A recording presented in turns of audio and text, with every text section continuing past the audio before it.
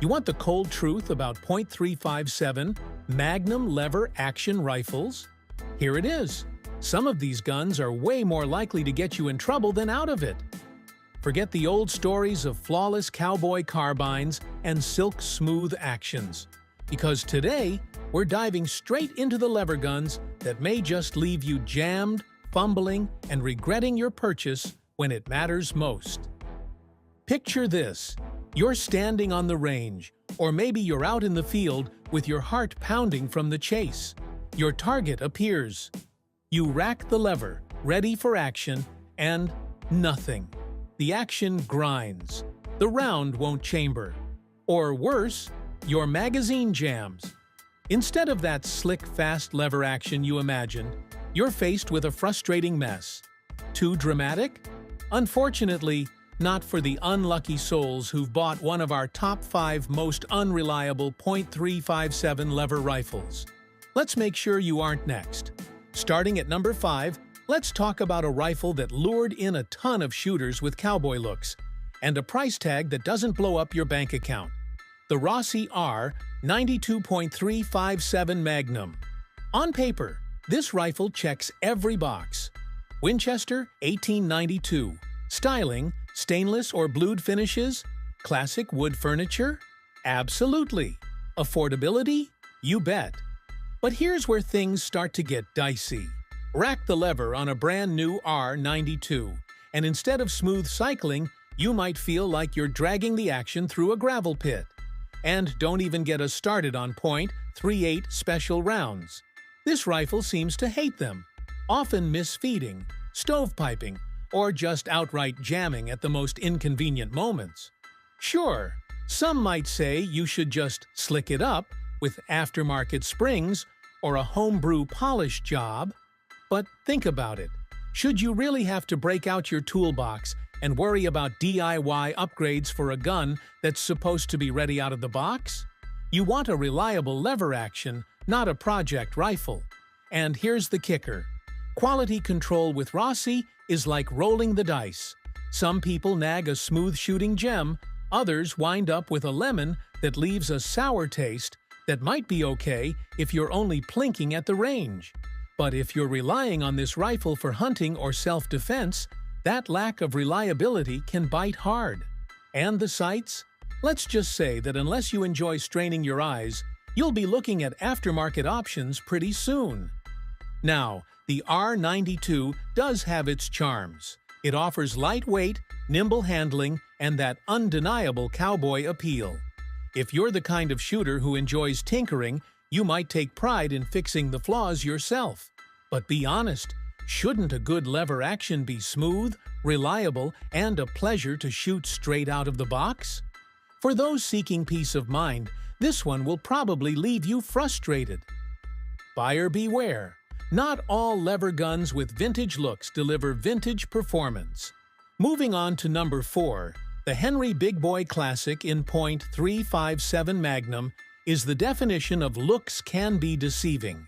You'd be hard-pressed to find a rifle more beautiful, with its polished brass receiver shining like a trophy, and its smooth American walnut stock drawing admiring looks at every show and range. Henry's craftsmanship is legendary, and you can feel the pride of American manufacturing in every detail. But if you believe this rifle is made for hard use, think twice. Let's knock out the big problem first. This rifle is heavy, over 8.5 pounds, in a class where competitors often shave off a full pound or more. Carry this through the woods or out on a long hunt, and you'll start to feel that weight turning from charming to a flat-out burden. And the loading system? No side gate. Instead, you fumble with the underbarrel tube, forcing you to pull out the inner tube, drop rounds in one at a time, and carefully slide everything back. Try doing that in cold weather, or when you're in a hurry. The result? The Big Boy Classic feels more like a range queen than a true working rifle. Admittedly, the shooting experience is pleasant. Smooth cycling, gentle recoil, and more than decent accuracy at 100 yards. This rifle really belongs above a fireplace or as the centerpiece of your collection rather than as a tool for serious hunters or those who expect speed in a pinch. It's a beauty pageant winner, not a brawler. So, if you want to wow your friends with its looks, absolutely go for it. But if you want something light, fast, and practical for the field, the big boy will leave you wishing for less brass and more grit. Coming up at number 3, we have a rifle that takes classic look, modern headache to the next level. The Uberti 1873. There's no denying Uberti nails the Old West vibe. The case-hardened receiver, polished walnut, all the trappings of a cowboy legend. It's a crowd stopper at any event, perfect for collectors or cowboy action shooting fans. But pick it up for real-world reliability, and the cracks in the foundation start to show. Let's talk about those screws, infamously soft and unforgiving. One slip of your screwdriver and you'll strip them faster than you can say gunsmith. Most shooters swap them out immediately, because sooner or later you will have to disassemble this rifle for routine maintenance or repairs. Think about this. Shouldn't a premium-priced gun come with hardware built to last? And while it's chambered in both .357 Magnum and .38 Special, it often stumbles hard feeding those lighter .38 rounds. Imagine getting jam after jam with ammo you specifically bought the rifle to shoot. But that's not all. The metal inside is softer than you'd expect, leading to rapid wear and tear if you're a gunslinger in competitions or a regular at the range internals wear. Parts need frequent replacement, and unless you upgrade or polish with aftermarket kits or send it off to a specialist, you'll likely be disappointed right out of the box. For the price? That stings. The 1873 is a gun that, with a bunch of work, has real potential. Yet at its hefty price tag, shouldn't performance be ready to go on day one? For the Uberti 1873, the answer is heartbreakingly not really. Here's the sad reality. This rifle is closer to a museum piece than a trusted tool. Display it, admire it, maybe run it in a few competitions after upgrades. Just don't count on it for fast, flawless field action right from the factory. Now, things start to get personal. Number 2 is the Marlin 1894C from the infamous Remington era, or as some folks dubbed them, the dreaded Remlins. Let's travel back to 2007, when Remington bought out Marlin. There was real hope in the air. The Marlin name, after all, was legendary for building lever actions that cycled like butter, shot straight, and stood the test of time. But after the buyout, quality control nosedived straight off a cliff. Imagine buying a new rifle, famous name, solid reputation, and then unboxing a gun that has crooked barrels, misaligned sights, shoddy wood fit, and machining so rough it's hard to believe it passed inspection at all. But the worst was the feeding issues. Right out of the box, jams, double feeds, and outright failures to chamber were shockingly common. For a lever action, where the whole appeal is rapid, reliable cycling, these kinds of failures are hard to forgive. Sure, some handy owners tried to fix things by themselves, with varying success. But here's the problem. Rifles shouldn't leave the factory needing a home. Gunsmith just to work right. Consistency became the problem. Buy a Remlin, and you never knew what you'd get. Some rifles worked okay, others were disasters. And unless you were an expert familiar with all the tells, you could walk right into a gun shop, buy a lemon, and find yourself dealing with headaches for years. Now, fair's fair. Ruger has since revived the Marlin legacy, and current rifles are reportedly fantastic. But those old Remlins? They still show up in used racks or online auctions, waiting to catch the unsuspecting buyer. If you get tempted by a used 1894C, check that serial number. Anything made from 2007 to around 2019 could be a problem child. Inspect the action. Do your research, because nobody deserves to own a rifle where legendary reliability gave way to legendary frustration. And finally, sitting at number 1, we have what might be the most controversial pick on this list. The Winchester Model 94AE in .357. Magnum for most shooters, the Winchester 94 is the American lever-action. Links to generations of cowboys and stories. But when chambered for the .357 Magnum, it's a classic case of great rifle, bad fit. The original Model 94 was designed in the 1890s to shoot long rifle cartridges, not the short, stubby pistol rounds like .357. When Winchester adapted it for the .357, they were forcing a square peg into a round hole. The result? Feeding issues galore. The .357. Magnum doesn't move smoothly through the action. Hang-ups are routine, misfeeds frequent, and the overall cycle feels stiff and awkward, about as far from slick and fast as you can get. Balance is another issue. This rifle feels bulky and front-heavy, robbing you of that nimble, quick shoulder feel you want from a pistol-caliber carbine. For fast follow-up shots or rapid handling, the 94AE just doesn't deliver. The build quality is undeniably solid, and Winchester's legacy is strong, but when comparing to other .357 lever guns, this one lags behind badly. That's how the Model 94AE in .357 earned its spot as our #1 unreliable lever gun that's sure to get you in trouble. So, why do so many .357 lever actions fall short? It all comes down to compromise. Adapting classic designs, built for longer cartridges, to modern Magnum rounds or cheaper manufacturing standards has left some rifles lacking. Sometimes it's sheer weight, other times it's feeding mechanics, rough internals, or just plain bad luck at the factory.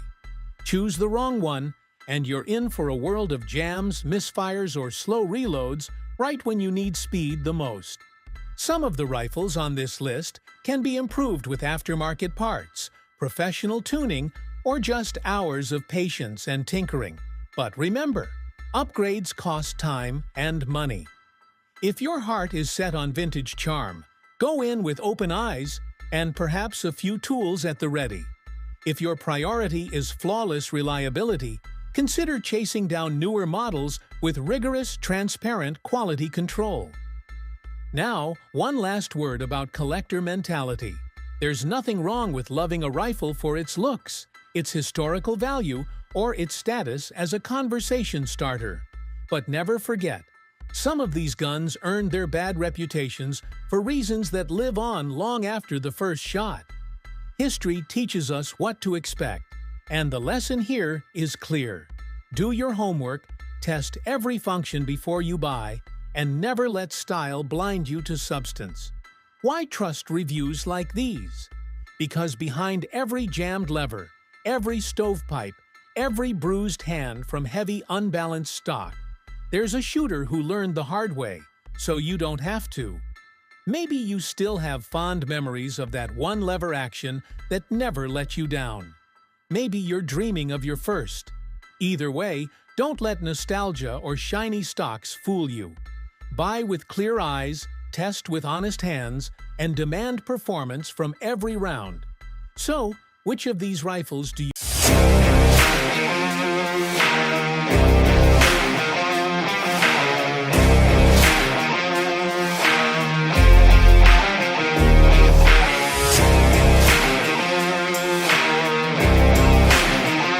The U.S. military just made a move that's shaking up the entire world of small arms. A major shift. After decades of relying on the trusted 5.56 and 7.62 NATO rounds, there's a new king in town. Not a modification, not a niche specialty cartridge, but an all-out replacement. The old debate about smaller bullets for more ammo versus bigger rounds for more stopping power? That debate just got sidelined completely. The brass didn't pick a side. They rewrote the rules. This isn't just a caliber swap. It's a massive recalibration of how the American infantry engages threats on the battlefield. The era of spraying and praying is winding down. It's now about precision, range, and sheer stopping power. That new era starts with one cartridge, the 6.8 by 51 mm, also known in the civilian world as the .277 SIG Fury. This round is no compromise. It's not a slightly hotter 5.56, and it's not just a trimmed-down 7.62. It's an entirely new breed. It's throwing a 140-grain bullet at roughly 3,000 feet per second. That's nearly double the muzzle energy of a standard 5.56 round. And the kicker? It's doing all that while operating at a blistering 80,000 psi chamber pressure. That's not a typo. Most military rifle rounds operate around 60,000. This is punching into a whole new class.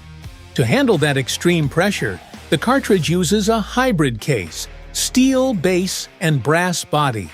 That's not just a gimmick. The steel base prevents the case from rupturing under intense pressure, while the brass body still allows for reliable extraction.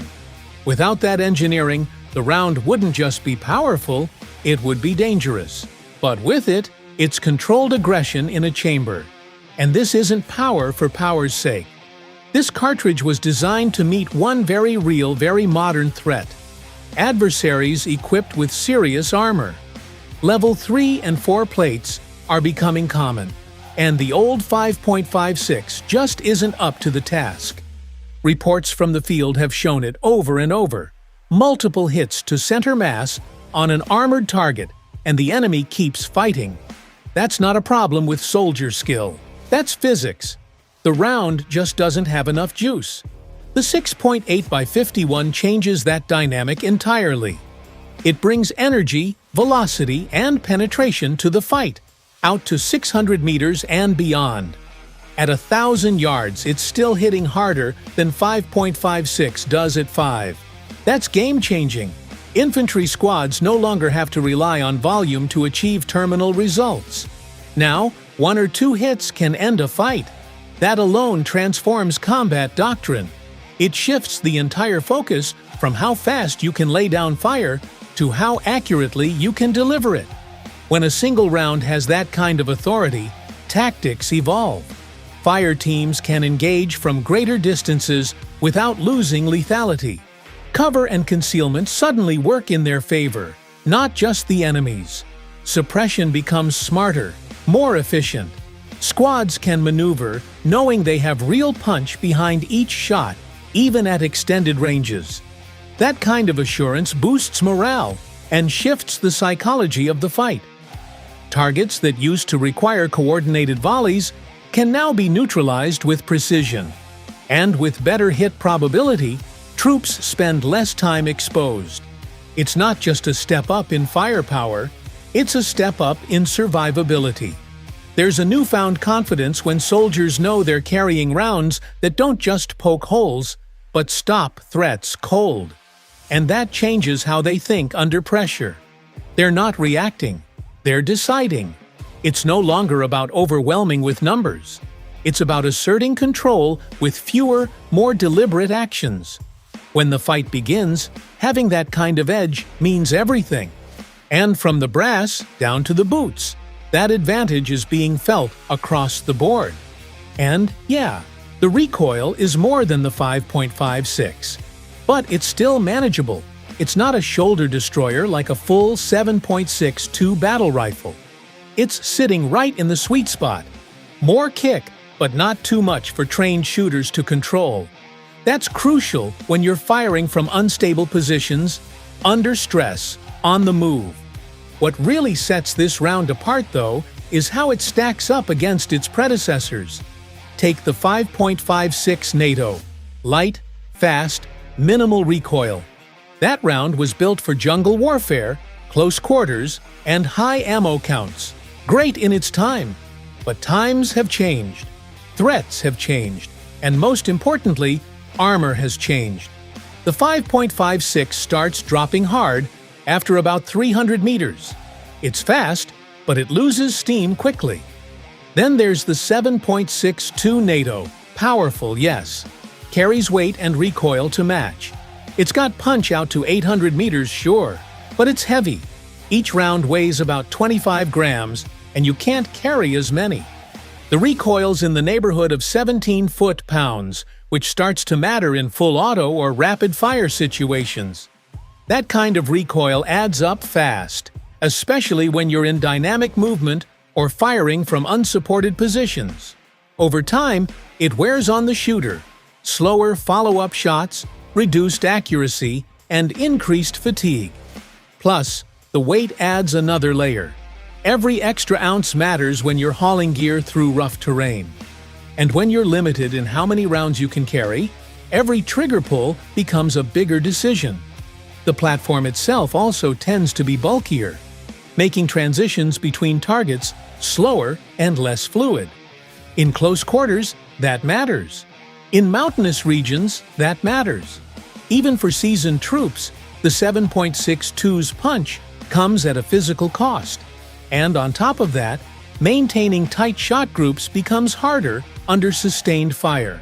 It's not just about the first shot, it's about the third, the fifth, the 10th. Heat builds up. Muzzle climb becomes more of a factor. And when you factor in the realities of combat, adrenaline, movement, stress, the heavier platform becomes less forgiving. It's still a workhorse, no doubt, but it's a workhorse built for a different kind of war.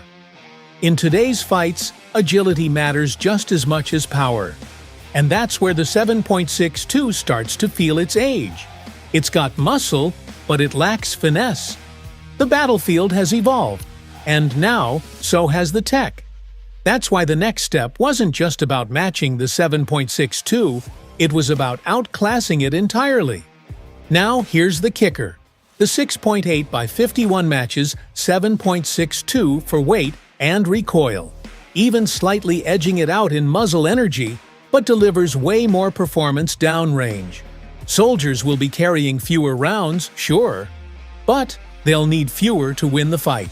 It's not about throwing 30 rounds anymore, it's about landing 5 that count.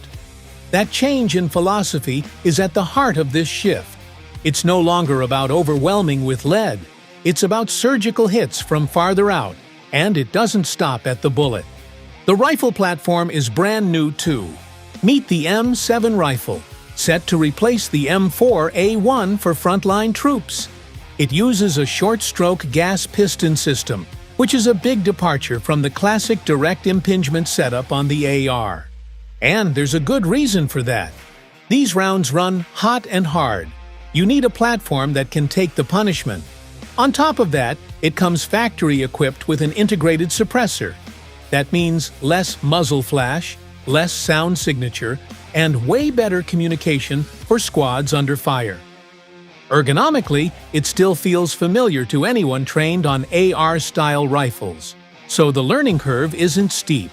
But the performance? A whole different animal. Then there's the M250, the new belt-fed machine gun that's replacing the M249. It's lighter, has built-in recoil mitigation systems, and sends those 6.8 by 51 mm rounds downrange with authority.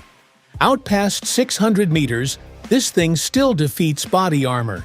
That turns the squad automatic weapon from just a suppressive tool into a real precision support weapon. And it's not just about hardware. Training is changing too. Live fire ranges at Army posts are being extended out to 1,500, even 1,800 meters in some places. Soldiers are being trained for longer distance engagements with more accurate fire. That means new shooting disciplines, less reliance on mag dumps at close range, and way more focus on deliberate, effective hits. They're also being trained on the XM157 fire control optic. That's not just a fancy name for a scope. This thing is a ballistic computer. It calculates range, drop, wind, and environmentals in real time. It's like having a sniper's spotter and a weather station in your optic. Paired with the 6.8 by 51, it gives soldiers an insane increase in hit probability, even under stress. It's no longer point and shoot. It's operate and execute. The shooter is now a systems operator, managing a full data-driven combat platform. And yes, there's less ammo in each loadout. Soldiers aren't carrying hundreds of rounds like before. But each round counts more. And when they see what this thing does to a steel plate at 700 meters, the confidence level spikes. That kind of psychological edge, the knowledge that your rifle will reach farther and hit harder than the enemy's, that matters in a firefight. That wins fights before they even start. Of course, whenever the military changes caliber, the civilian world pays attention. The .277 Sig Fury is the commercial twin of the 6.8 by 51, and it's already available. And make no mistake, it's a monster. High ballistic coefficient bullets, flat trajectories, and devastating energy at long range. Hunters and precision shooters are already eyeing it for big game at long distances. Elk, moose, hogs.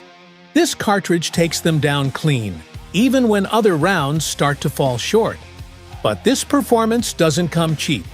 That hybrid steel and brass case is complex to manufacture. It's not as simple as turning out traditional brass. And because of that, prices are high for now. Rifle platforms are limited too. A few bolt guns, some of SIG's cross-series rifles, and that's about it, at least for now. Reloading is technically possible, but tricky. That steel head changes the game, and handloaders are still figuring out the best way to get consistent results. It's not beginner-level gear. But for those who get it dialed in, it's a whole new playing field. And don't let the myths cloud the reality. This is not a weak round because it's a smaller caliber. It outperforms 7.62 in energy, velocity, and armor penetration. It's not old tech dressed up in new clothes. It's not recycled from World War II. It's cutting-edge hybrid case science running at insane pressures. And no, it's not a solution in search of a problem. Ask any soldier who's had to dump a mag of 5.56 into a plated target to little effect. This round fills a real and pressing need. Weight? Sure, it's heavier per round. But again, you need fewer. And this isn't about long, dragged-out exchanges anymore. This is about quick, decisive action. Delivering impact where it counts. Less ammo, more effect. The big picture? This isn't just a new bullet. It's the first domino in what could be a total rethinking of how military small arms work. Other branches of the U.S. military are watching closely. If this performs the way early results suggest, wider adoption is almost guaranteed. The only big challenge ahead is NATO standardization. For decades, the alliance ran on 5.56 for one reason: logistics. Everybody used the same mags, the same ammo, the same resupply chain. That's now out the window. The 6.8 by 51 doesn't just require different weapons. It demands new manufacturing processes. If it catches on, other NATO countries will either have to make their own hybrid ammo or go another direction entirely. And that opens up a whole new frontier. If this hybrid case tech scales up and proves durable, it could breathe new life into classic calibers. Imagine a .308 or .243 built for 80,000 psi, with better velocity, flatter trajectory, and more downrange impact. That's the direction things are headed. So the story here isn't just about replacing two legacy rounds. It's about what comes next. About how small arms are entering a new era where performance isn't just good. It's optimized, data-backed, designed for the threats of tomorrow, not the ones from 50 years ago. This new caliber is changing everything. From the cartridge to the optic, the rifle to the range, the mission to the mindset. Precision is in. When the words lever action come up, most folks picture saddle scabbards, John Wayne, and 30-30s doing work on deer or hogs. Or maybe the real bruisers chambered in 45-70, the kind of rifle that feels like it kicks back with a grudge. But there's a forgotten champion in the lever game that deserves way more attention. The .357 Magnum. So here they are, the top 5.357 Magnum lever action rifles you need to see. Number 5. The Rossi R92, the blue-collar boss. Let's kick things off with a true workhorse, the Rossi R92. If there's a lever gun equivalent of a no-nonsense blue-collar pickup truck, this is it. It doesn't need frills, it doesn't want attention, it just wants to get the job done and maybe hit steel on the way home. The Rossi R92 traces its DNA back to the iconic Winchester 1892. That's already a solid start. But what Rossi did was take that classic platform and make it affordable and approachable, available in stainless or blued finishes, and your choice of a 16-inch or 20-inch barrel. This rifle gives you options whether you want a compact brush gun or a bit more sight radius. And here's the deal, it's lightweight, it's handy. Once it's broken in, the action cycles with surprising smoothness. Side loading gate? Check tube magazine? Of course, and it eats both. .357 and .38. Special like candy. There's something seriously satisfying about running light. .38s for casual shooting and then swapping in hot .357s when it's time for business. No, it's not going to win any beauty pageants, and the factory trigger is, let's just say it's functional. But here's where the Rossi really shines. Value. At around $700 or even less, this rifle punches above its weight. Whether it's riding in the truck, bouncing around in a side-by-side, or tagging along for a hike, it handles abuse without complaint. And if you're into customizing, the R92 has an aftermarket just waiting to be explored. Smoother action kits, upgraded sights, even wood furniture swaps. It's a tinkerer's playground. Think of it as your gateway lever gun. Reliable, affordable, and surprisingly fun to run. The Rossi R92 may be rough around the edges, but it's all heart. Number 4. Henry Big Boy X Model. Tactical meets traditional. Now let's move into something with a bit more modern flair. The Henry Big Boy X Model. This isn't your granddad's lever gun, unless he's running nods and has a suppressor in his safe. The X model is where tradition meets tactical, and it does it surprisingly well. Henry took the proven big boy platform and gave it a serious facelift. Gone is the polished brass and walnut. In its place, a black synthetic stock M-lock slots up front, a Picatinny rail for optics, and yes, a threaded barrel. You want to run suppressed .38 specials out of this thing? Go right ahead. It's whisper quiet and endlessly entertaining. This rifle balances like a dream. The synthetic stock keeps the weight down without feeling flimsy. The lever throw is smooth, like all Henrys, and it cycles faster than you'd expect from a platform this chunky. The side-loading gate finally solves the old Henry gripe, and now topping off the tube mid-range session is effortless. The X model feels like it was built with home defense in mind. It shoulders fast, it's easy to maneuver indoors, and those 9 rounds of .357 Magnum are ready to handle business if needed. Add an optic for precision. Keep it iron if you're keeping it simple. Either way, the modularity means this rifle can grow with you. But here's what makes it really stand out. It's versatile. Hog hunting? Done. Property defense? Ready. Fun at the range with suppressed .38s? Absolutely. The X model gives you the modern features without abandoning the lever gun soul. Some folks joke that it looks like a lever gun that raided a tactical gear catalog. But here's the thing, it works. And if you're someone who wants the old-school action with a touch of modern attitude, the Henry Big Boy X is one to watch. And it doesn't stop at performance. This rifle feels good in the hands. The rubber recoil pad eats up what little kick point .357 has, making follow-up shots snappy and smooth. The M-Lock forend isn't just for show, it's ready for lights, lasers, grips, whatever your setup demands. It also makes a great truck gun, compact enough to tuck behind the seat, durable enough to take a beating, and powerful enough to handle just about anything you'd run into out on the back roads. It brings cowboy charm with a modern twist, and people notice when it hits the bench. The action gets even slicker with use, and it responds well to a little tuning if you're the DIY type. Add a red dot, and you've got a lever gun that transitions from brush gun to bedside rifle in seconds. It doesn't beg for attention. It earns respect with every lever pull. And for those who still think lever guns are stuck in the past, this one shuts that argument down with authority.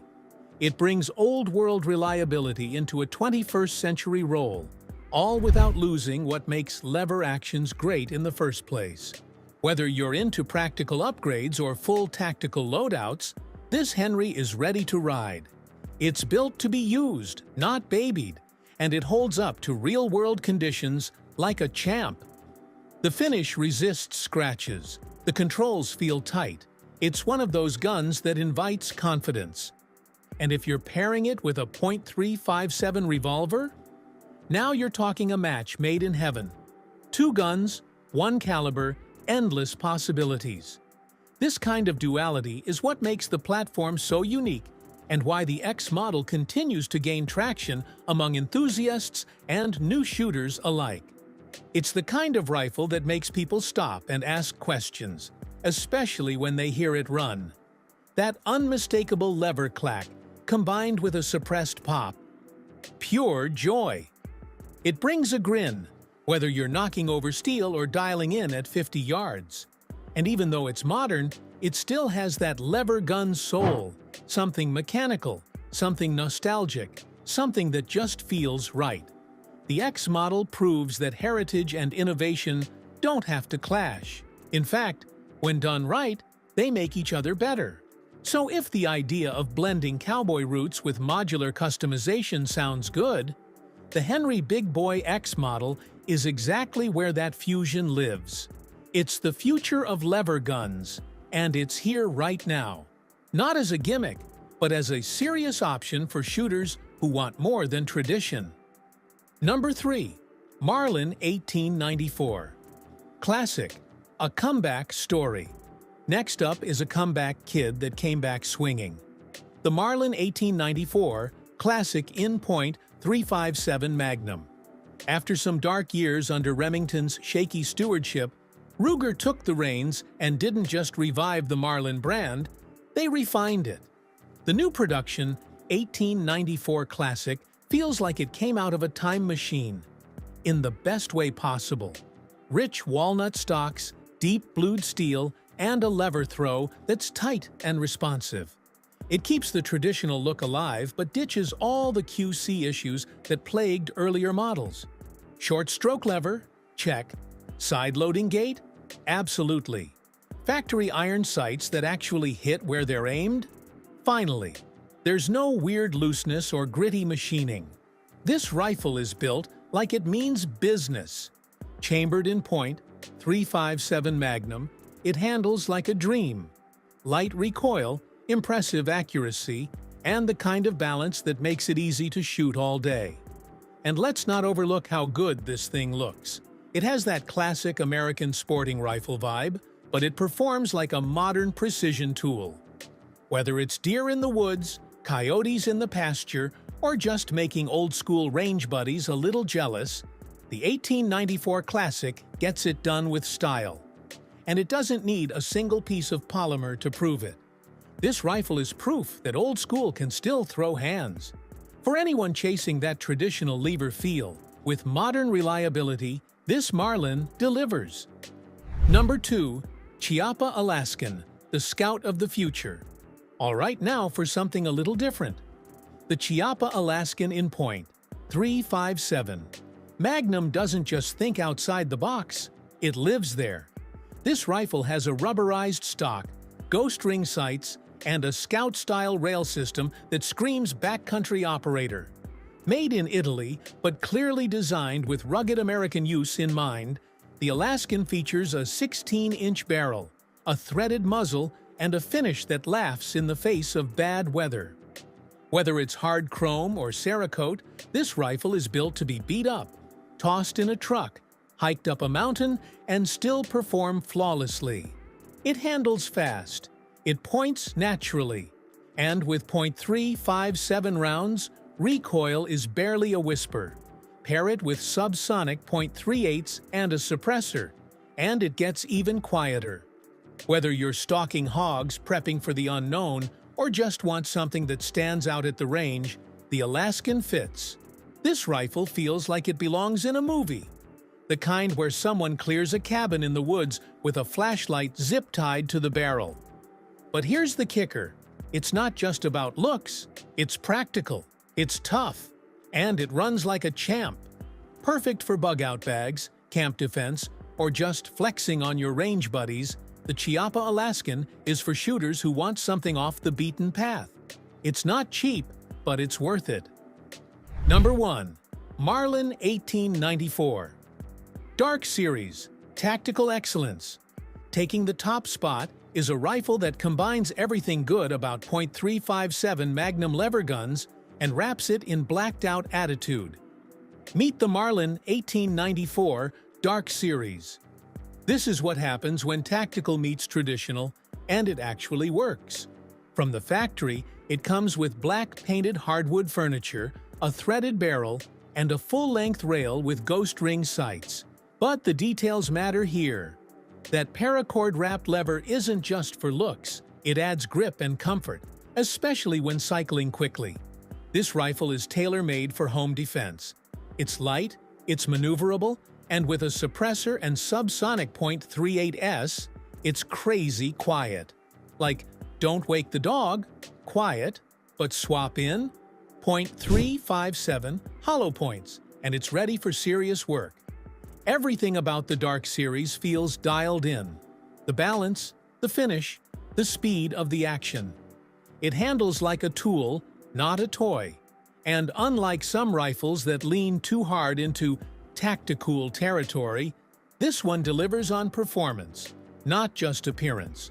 Whether it's clearing brush or clearing hallways, this rifle excels, and it's rugged enough to ride in a pack or behind a truck seat without worry. It doesn't just look tactical, it is tactical, and that's why it's number 1. Bonus picks, hidden gems and collector favorites. A few rifles didn't make the top 5, but they're still absolutely worth a look. First up, the Uber T 1873 short rifle. A gorgeous Italian-made reproduction of the original Winchester 1873. This is cowboy action in its purest form. Toggle link action, silky lever throw, and craftsmanship that feels more like art than engineering. It's not modern, it's not tactical, but it is unbelievably smooth and fun to shoot. Then there's the Henry Big Boy Steel Carbine. For those who love classic styling but want rock-solid performance, this is the sweet spot. Walnut and steel construction, side-loading gate, and Henry's proven reliability. It's a no-nonsense rifle that delivers on every front. Lastly, the Citadel Levtac 92. Picture a Rossi R92, but tricked out with an M-Loke handguard. It's a modular platform that gives you tactical flexibility without breaking the bank. Think of it as a budget-friendly X-model alternative with a little more spice. So why .357 Magnum in a lever gun? Because it's the perfect blend of power, control, and versatility. Light recoil, dual caliber capability with .38 special, and plenty of punch for everything from home defense to medium game hunting. And there's just something special about the lever action itself. The mechanical feedback, the rhythm, the history. It's American gun culture distilled into one slick package. Whether you're picking up your first lever gun or adding another to the safe, there's a .357 lever rifle that fits the bill. From tactical setups to heritage classics, from budget-friendly beaters to high-end heirlooms, this platform refuses to be boxed in. So, what's in your safe? Got a Rossi that runs like a dream? A Henry that holds it down on hogs?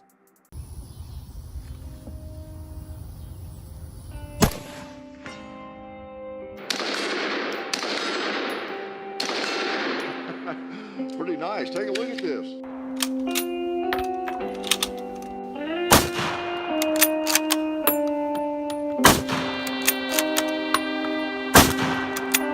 For anyone who has ever held a piece of history in their hands, the weight of an old rifle is more than steel and wood. It's a story, sometimes a painful one, sometimes heroic, often complex, but always alive. Collecting rifles is not simply an expensive hobby for firearm enthusiasts. It is the preservation of mechanical design, military evolution, and the legacy of entire nations.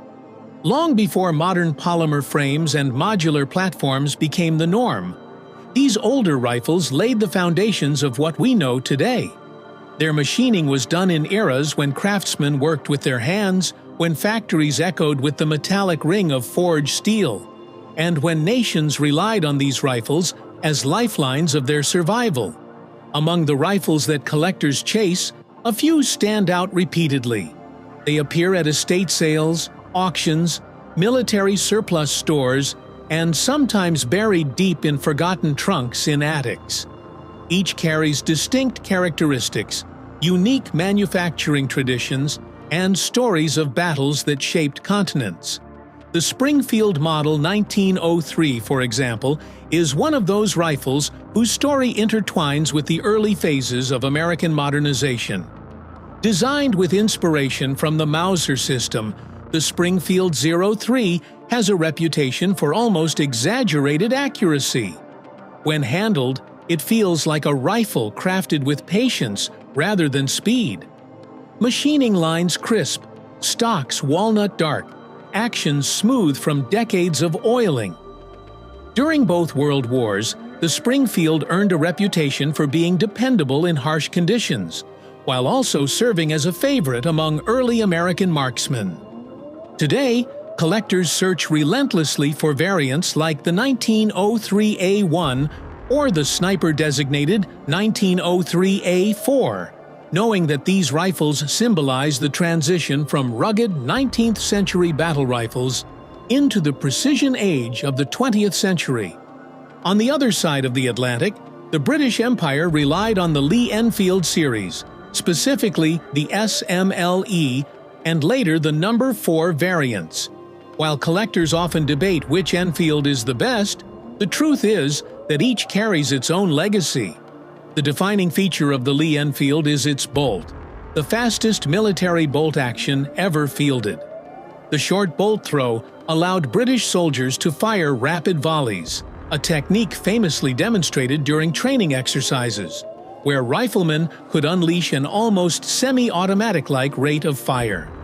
In the hands of disciplined troops, this rifle could hold the line against overwhelming numbers. Collectors today often seek rifles with regiment markings, unusual manufacturer stamps, or original wartime furniture. A No. 4 MK1T sniper variant, fitted with a period-correct scope, can fetch high prices and is treasured for its role in both World War II and later conflicts. Every scratch on an Enfield stock seems like it hides a chapter of the soldier who carried it. Then there is the Mosin Nagant, a rifle that for decades was dismissed as the cheap surplus gun. For a long time, crates of Mosins sat in warehouses around the world, selling for tiny amounts because they were plentiful. But as geopolitical tensions shifted, and as surplus supplies dried up, collectors started realizing something.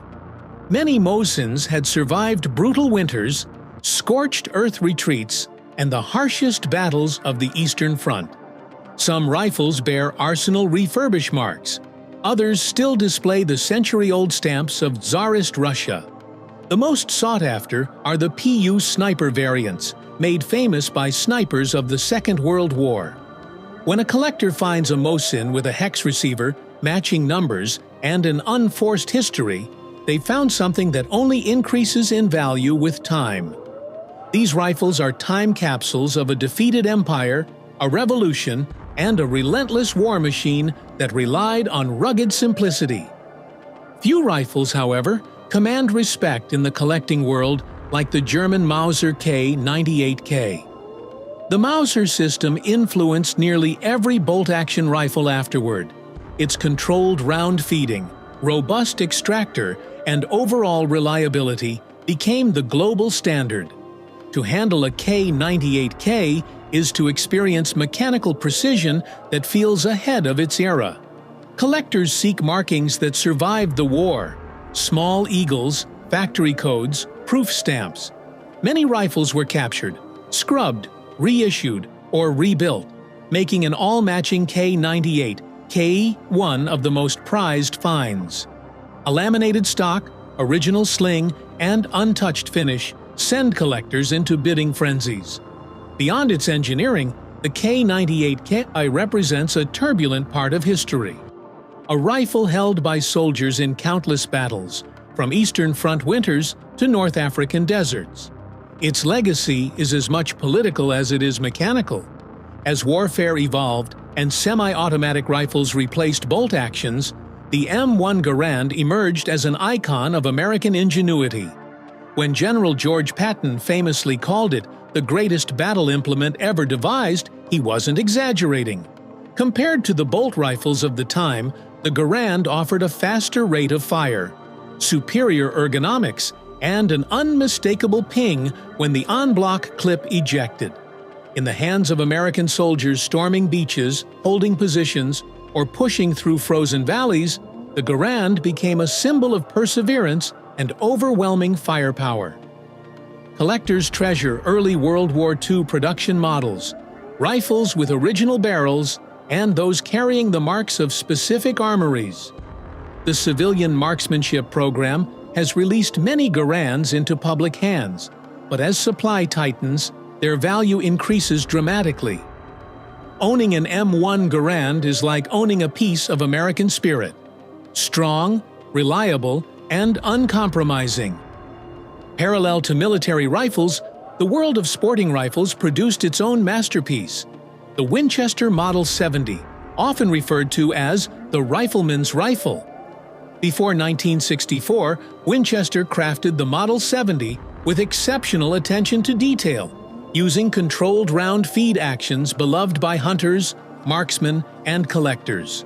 The pre-64 Model 70 represents the height of American craftsmanship, with rifles chambered in calibers from .30-006 to .37.5H and H Magnum. As the Cold War intensified, new rifle designs reflected evolving military philosophy. The FNFAL became known as the right arm of the free world, adopted by over 90 countries. Its sleek profile, 7.62 by 51 chambering, and adjustable gas system made it one of the most advanced battle rifles of its time. Collectors today look for pre-ban FALs, especially those made on original Belgian FN receivers, which possess unmatched quality. Different nations produce their own versions, each with unique features. Canadian C1 models, British L1A1 pattern. Rifles, Austrian St. G58s, and South African variants. Owning an FAL feels like holding a piece of Cold War tension, where global alliances were defined partly by the rifles nations carried. From Belgian craftsmanship to German engineering, the HKG-3 and its precursor, the CETME, introduced a revolutionary roller-delayed blowback system. This design eliminated the need for a traditional gas system and became a hallmark of Heckler & Koch's identity. The rifles are distinctive, solid, industrial, and reliable in nearly any condition. Collectors hunt for early set-me models, original G3s with matching parts, or rare configurations produced for specific militaries. The G3 platform would go on to influence many other firearms, and it remains a testament to Germany's engineering renaissance after the war. A shift toward futuristic design arrived with the Steyr AUG, an iconic bullpup rifle that looked like it belonged in a science fiction film when it was introduced. With its polymer frame, integrated optics, quick-change barrel system, and compact layout, the AUG challenged traditional rifle design. Military forces across the world adopted it, appreciating its modern ergonomics and adaptability. Collectors especially desire early pre-ban AUGA-1 models, featuring the signature scope ring optic and translucent magazines. For many, the AUG represents the moment when rifles stepped boldly into the future and embraced new materials and philosophies.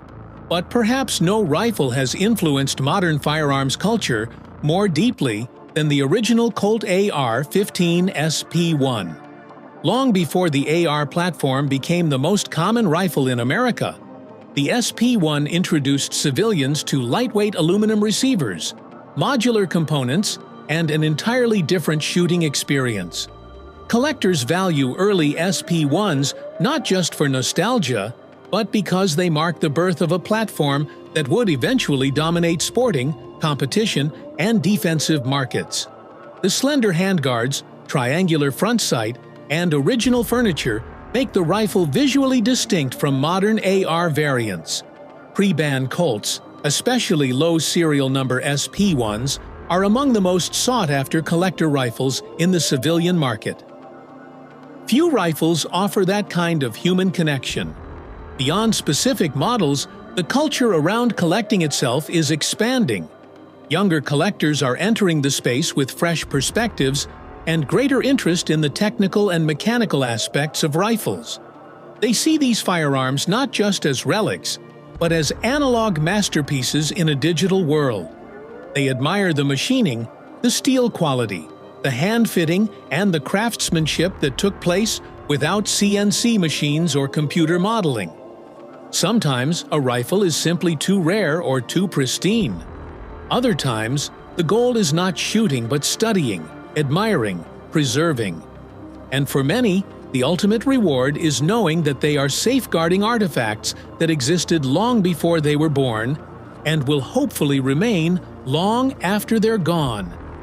In the end, the rifles collectors hold on to are more than investments. They are the culmination of human ingenuity and struggle, symbols of courage and tragedy, and reminders of how far technology has come. Each rifle, whether battered and scarred or polished and pristine, represents a moment in history and an evolution in design. For those who understand this world, collecting isn't about quantity, it's about connection. The rifles chosen, preserved, cherished, and admired form a personal museum, each piece telling its own story, each one holding a place in a timeline far bigger than any individual. And as time marches on, these rifles continue to bridge the past with the present, ensuring that the legacy of those who built and carried them is never forgotten.